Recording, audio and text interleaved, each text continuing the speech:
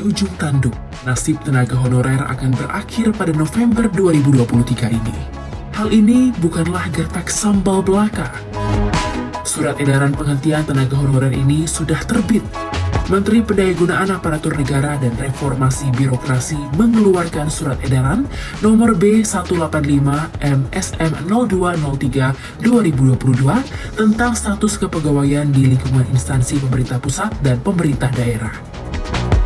Dalam poin kelima disebutkan bahwa pada tanggal 28 November 2022 hanya ada dua jenis kepegawaian, yaitu PNS dan PPPK. Bahkan pada poin 6A ditegaskan agar pejabat pembina kepegawaian menghapus jenis kepegawaian selain PNS dan PPPK. Ini artinya secara tegas tenaga honorer tak lagi dibutuhkan setelah November 2023 ini. Lalu pertanyaan pun muncul, bagaimana nasib pegawai honorer yang sudah mengabdi bertahun-tahun? Akankah dicapakan saja atau kembali melanjutkan tugas? 18 Januari lalu, Menpan RB Azwar Anas mengadakan rapat koordinasi bersama antara Badan Kepegawaian Negara, Asosiasi Pemerintah Kota Seluruh Indonesia atau APEKSI, Asosiasi Pemerintah Kabupaten Seluruh Indonesia atau APKASI, dan Asosiasi Pemerintah Provinsi Seluruh Indonesia atau APPSI di kantor kementerian, guna membahas penanganan tenaga non-ASN. Tujuan pertemuan ini adalah untuk menyamakan persepsi terhadap penyelesaian tenaga non-ASN serta mendorong masing-masing instansi pemerintah dalam mempercepat proses pemetaan validasi data dan menyiapkan roadmap penyelesaian non-ASN. Kami sudah beberapa posisi, ada 4 posisi yang sudah kita siapkan. Pada waktunya kalau sudah matang nanti akan kami sampaikan. Kami sudah menghimpun masukan dari teman-teman non-ASN. Kami sudah menghimpun masukan dari DPR, kami sudah menghimpun masukan dari para bupati dan para bupati. Kami sudah melakukan beberapa pertemuan dengan asosiasi para bupati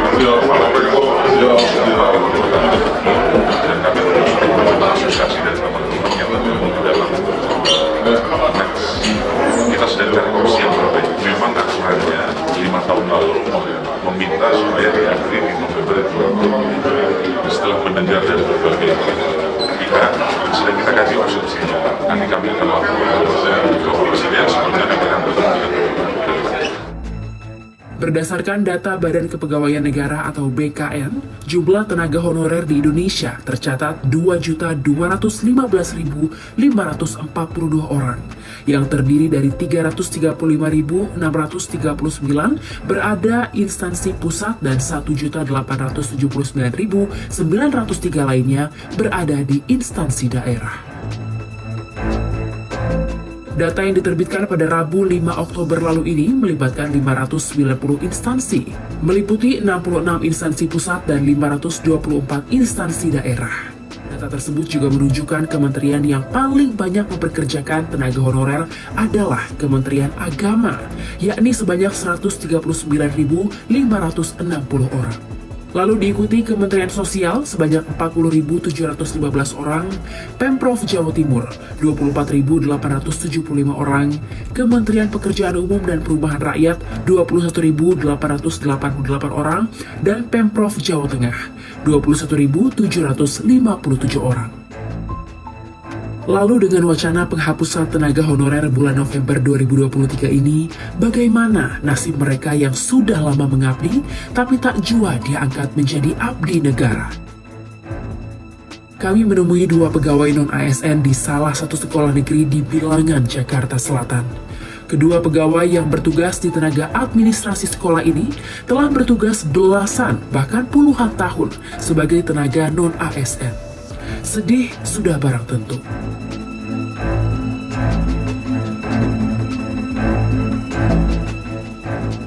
Hampir 17 tahun ya.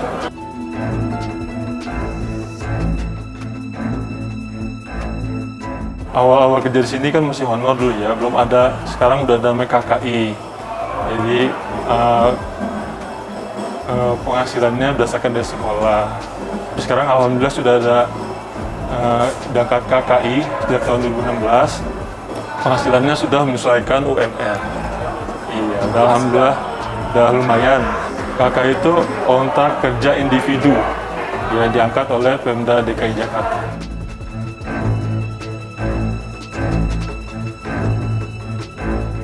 Sama, nggak ada yang berat. Karena masing-masing udah ada job desk-nya. Iya.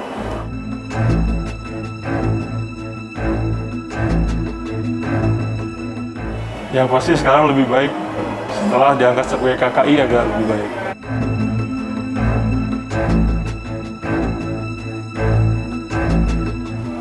Ya, KKI juga udah lumayan ya Mbak ya. Kita masih di KKI, tetap jadi KKI. Mungkin kalau ada yang lebih baik, kita coba yang lebih baik.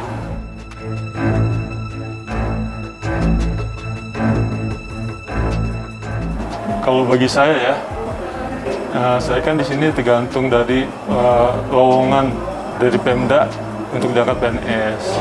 Jadi sampai saat ini belum ada untuk saya lowongan. Mungkin nanti tahun ini atau tahun depan ada.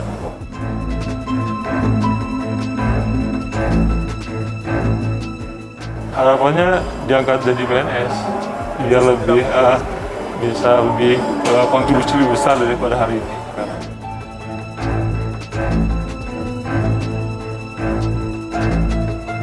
Kurang lebih 23 tahun ya Mbak ya?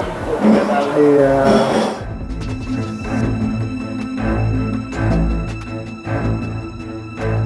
Suka dukanya.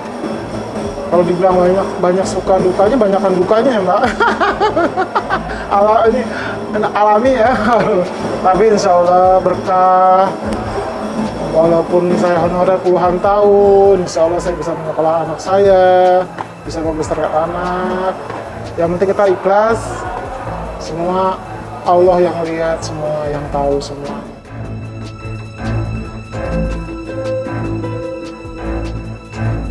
Insya Allah nggak selamanya nggak ada sih Mbak. Semua kita sama, kita pekerjaan semua sudah dibagi lagi.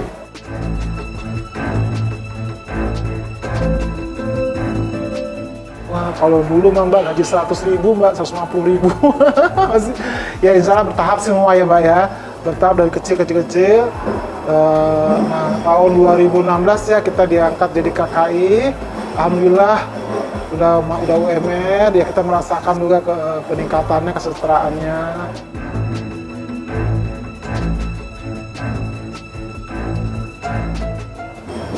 Kalau itu disuruh saya jawab ya Mbak, saya ini ya, karena saya juga udah umur ya Mbak ya.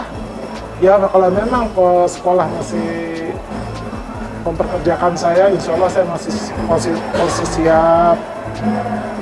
Walaupun saya tidak diangkat jadi PNS, tapi saya berharap sebagai manusia yang normal, pasti kepengen dong yang lebih baik ya Mbak. Tapi semua Allah yang ngatur semua, insya Allah ada jalannya semua.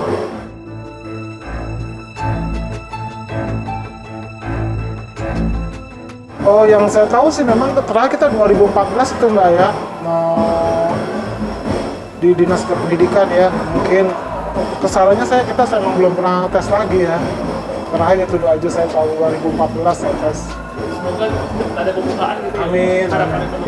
Iya, harapan teman-teman semua begitu. Kita di sini semua kurang lebih 12 orang, yang PNS 2 orang, selebihnya semua honor dan KKI.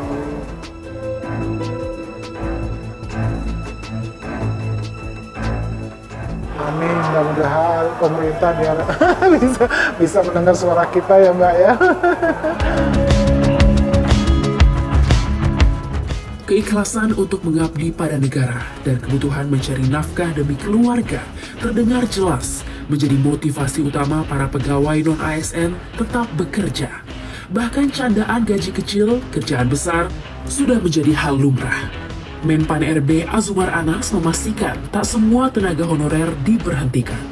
Mereka yang punya kapabilitas dan etos kerja yang baik hingga pengabdian yang lama akan mendapat tempat menjadi ASN jika dinyatakan lulus tes. Ini soal ASN ini prioritasnya pendidikan dan kesehatan. Tapi di 2023 sudah berlangsung formasi contohnya itu 700.000. Tapi yang mengusulkan kepala daerah dan itu hanya 400.000. Artinya formasi yang kita siapkan untuk dari sisi soal pendidikan ini ternyata dari usulan oleh daerah jumlah formasi. Kemenpan sudah menyiapkan 3 formasi dan mudah-mudahan target arahan presiden bisa kita beresin di 2023 untuk pendidikan dan kesehatan. Nah, semoga data prestisnya ini bisa terurai dengan benar karena Kemenpan yang kebijakannya kita berharap teman-teman dari daerah juga memiliki data yang benar, masih sesuai dengan dan mudah-mudahan bisa dipenuhi dari formasi yang kita siapkan. Karena 2023 ada 400 ribuan.